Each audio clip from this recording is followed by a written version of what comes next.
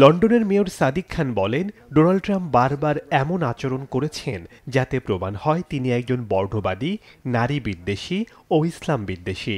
I think President Trump has shown he is racist, he is sexist, he is misogynistic and he is Islamophobic.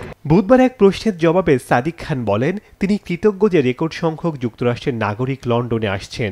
সংস্কৃতি, বিদেশি বিনিয়োগ, খেলাধুলা ও মানুষের সম্ভাবনা অর্জনের ক্ষেত্রে লন্ডন বিশ্বের ১ নম্বর শহর। এই শহর নিয়ে তিনি গর্বিত। এর আগের দিন জাতিসংঘে দেওয়া ভাষণে সাদিক খানকে কটাক্ষ করেন যুক্তরাষ্ট্রের প্রেসিডেন্ট ডোনাল্ড ট্রাম্প। ওই ভাষণে লন্ডনের মেয়রের কঠোর সমালোচনা করে ট্রাম্প বলেন, সাদিক খান একজন ভয়ঙ্কর মানুষ। সেই সময় তিনি দাবি করেন লন্ডন শহর শরিয়া আইন চালু করতে যাচ্ছে, অথচ সেটা ভিন্ন দেশ। ট্রাম্প আরও বলেন, ইউরোপের অভিবাসন নীতি ও আত্মঘাতী পরিকল্পনা পশ্চিম ইউরোপের পতন ডেকে আনতে পারে। এভাবে চলতে পারে না।